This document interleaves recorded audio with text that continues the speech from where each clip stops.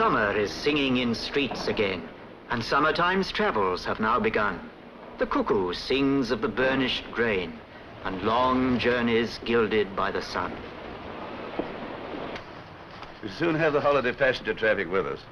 But between us, I think we can deal with all their... The superintendent of operating speaks in the ears of his timetable brains, who sit in their offices calculating how to fit in fast summertime trains. Cudgel your brains for summertime trains. Draw in a train for the passengers waiting to hear cuckoos singing a Highland fling. Draw in a line for a non-stop to Edinburgh over the Tyne. And so the new service comes into its hour. The morning is June, the weather is fine. At King's Cross Depot of Motive Power, the drivers come in to sign on the line.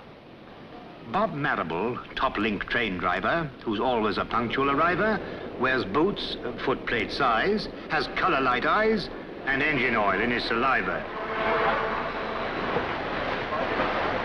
Rolly Russell, his mate in the team, often sprays out his tonsils with steam and treats gravel rashes by damping down ashes and using the paste like cold cream. The 9:30 non-stop train to Edinburgh, the Elizabethan, will leave from platform 5. Passengers for Dundee and Aberdeen travel in the front of the train. At King's Cross, the coaches are filling with passengers. Porters are willing to carry their cases and find them their places for a tenner or even a shilling. The Elizabethan will leave from platform 5. Passengers for Dundee... Like a general gathering forces, the chef's checking up his resources. All the pains in your belt Mr. Wheeler can melt and roll your eyes round with his sauces.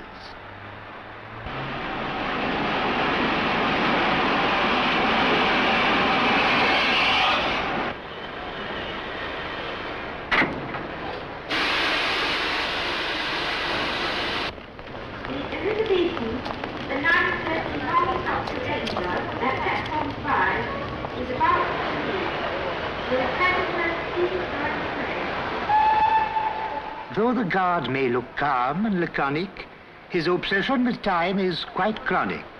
But a punctual start binds the train to his heart.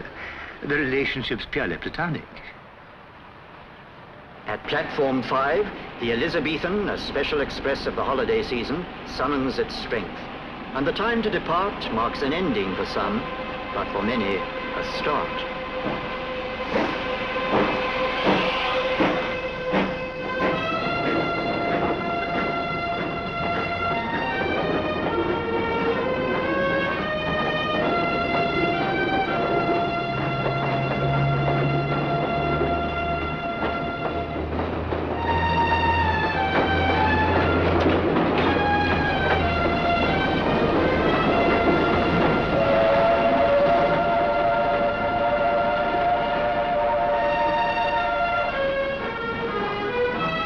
As the engine goes with a swing and a shine past the engine sheds, there's a man on the line who gave her that shine. He's the fitter. His was the skill, his the hands that uncoupled her rods, stripped her gear, packed her glands with his firm, skillful hands.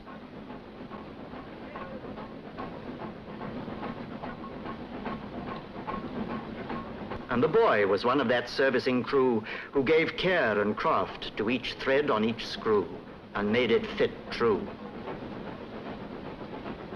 They're the fitters, the men with the cunning to bring through each big end and piston, valve, spindle, and spring, all that power and swing.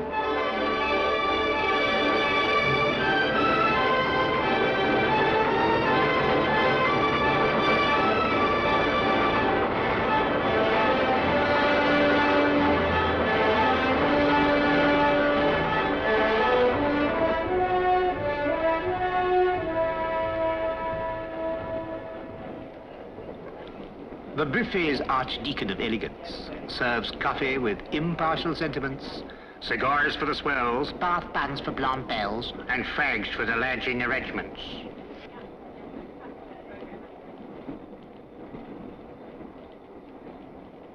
The passengers sitting at buffet tables, the Howards, the Berts, the Cynthias, the Mabels, enjoying the comfort and ease in their seats, careless of crumbs in turnips or pleats, admire the gleam on the chromium plate, the polish on tables, the unfaded state of curtains and fabrics.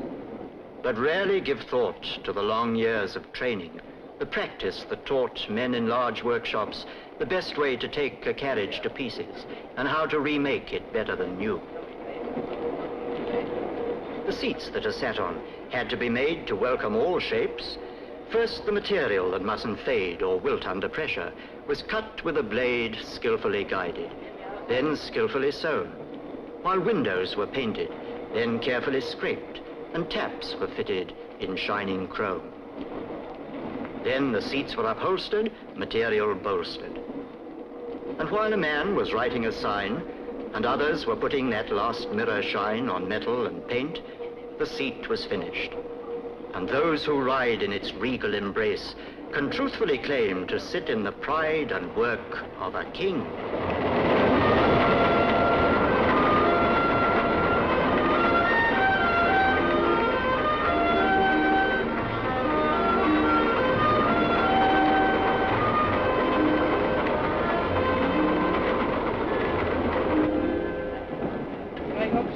As time gets on, so people get thinner, unless they take lunch or midday dinner. So the kitchen car prepares to fill the waistcoat of Jack and the waistline of Jill.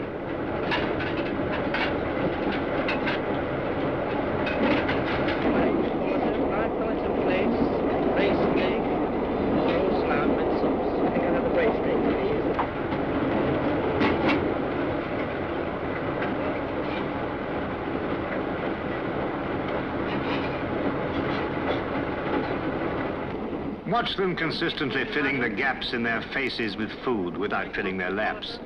They wouldn't be eating as smooth in most cars, or ocean steamers, or even some bars. As undisturbed as Robinson Crusoe by the train's motion, they swallow their meats. What in the railways allows them to do so? One of the factors enabling these feats of filling stomachs without filling laps is the state of the track, which depends on these chaps of the maintenance gangs.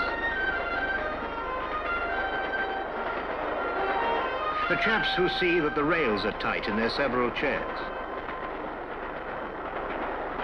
who see that they're straight and on the level, unlike crooks or stairs, who see that the chairs are firmly fixed, that no evil disturbs the sleepers, who see that the gap's not been stretched in the night by clandestine creepers, who see that this very important small gap will not cause any damage by wrapping some diner's first-class Adam's apple in chicken or cabbage, who see that the passengers riding in clover can take meals on velvet at 90 or over.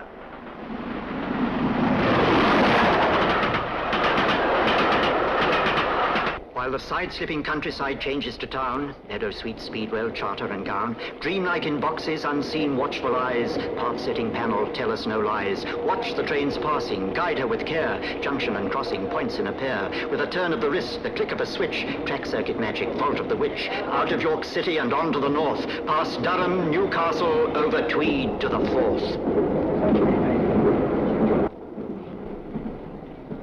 Now beyond York, the Scots crew prepare to relieve the strain on the English pair. No driver of trains is more proud of his Scottish descent than MacLeod. He insists every engine has pipes to each piston and buttons in its box for MacLeod. His mate, Mungo Scott's cursed with Bristol, that's as tough as a John Knox epistle. When he kissed a young lass in the dark for a lark, she asked, "Was that you or a vessel?"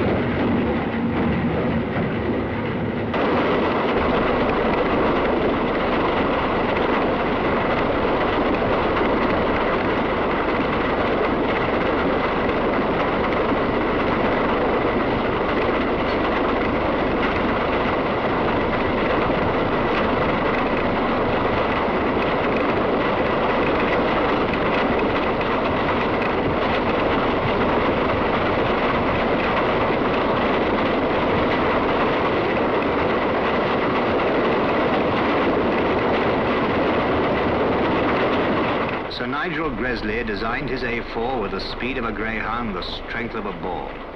But when he put fire in her stomach, he taught her to burn with a furious thirst for water. So when she approaches a water trough, watch Fireman Mungo doing his stuff.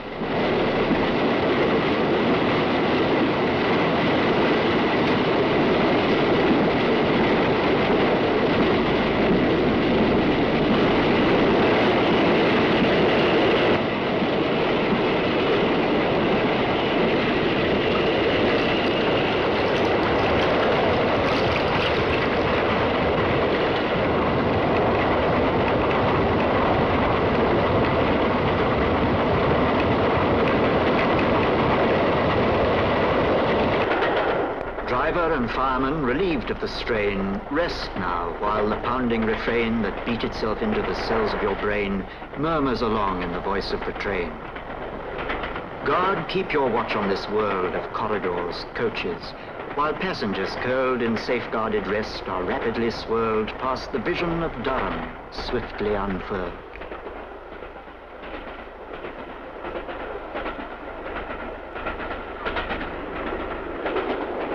The Elizabethan goes driving onwards, while buffet attendants or restaurant stewards, performing their corridor service dance, try to anticipate passengers' wants, waltzing through coaches to serve in compartments, while signals are serving the train with clear distance.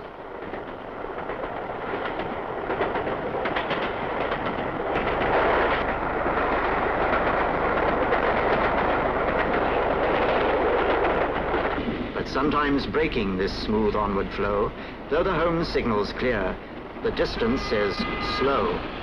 The regulator slams shut, and the cloud clamps on the brakes.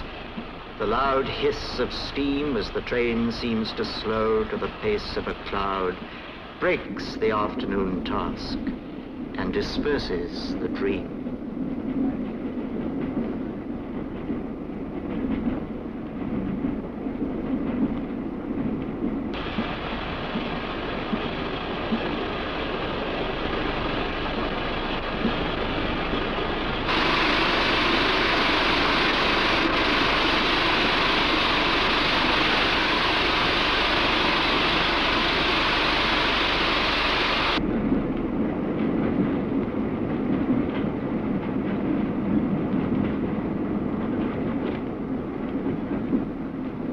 At the end of these wires sit men in control rooms, like prompters assisting the course of a play, breathing out words like Arabian perfumes. Too bad there's no record of just what they say.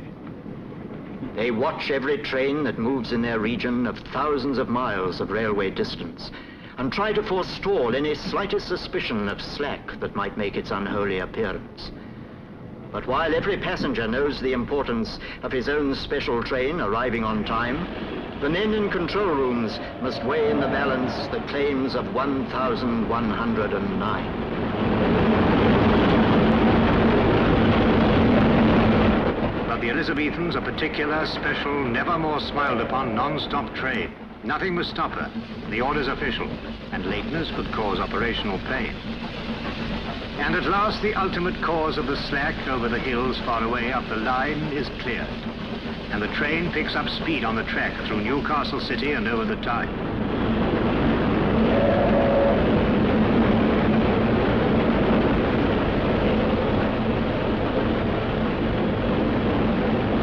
But now the express has lost time. She'll be late unless driver Tony and Mungo, his mate, can make up 4 minutes and nearly a quarter on the difficult stretch running over the border. Here's Driver McLeod, mighty old hunter, chasing each minute of time's silent thunder, riding down seconds over the straight track, chasing the seconds lost rounding the curved track, coaxing each delicate petal of power out of steam's suddenly blossoming flower. Here's muscular Mungo, hard-handed toiler, who keeps water flowing round the tubes of the boiler, keeps up the pressure, heaves tons of coal on, makes sure his driver's got enough steam to roll on, bends till his backache shifts as his feet work, rhythmically swinging to make boiler heat work.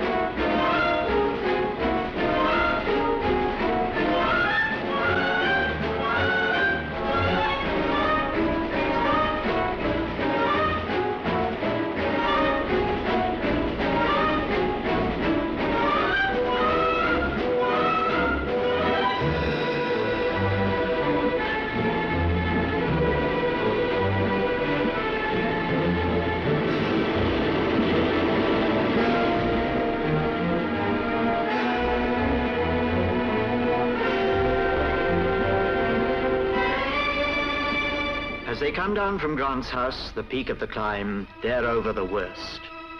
And she's running on time.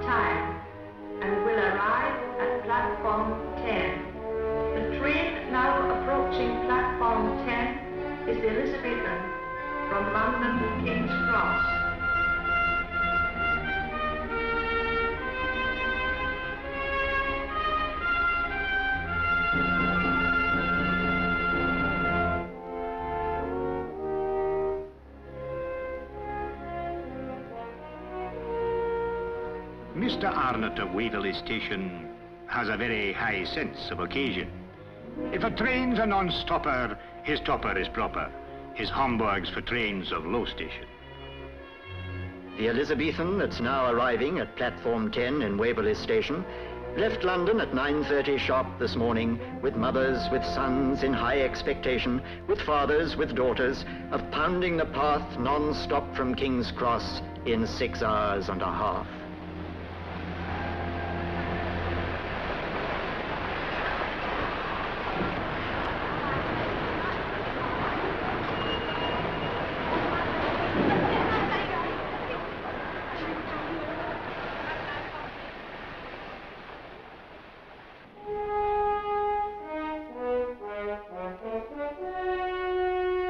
Here Edinburgh stands on its rock by the Forth, singing its welcome to those who come north, where the clans and the heather have fashioned a reason to mingle their blooms in a festival season.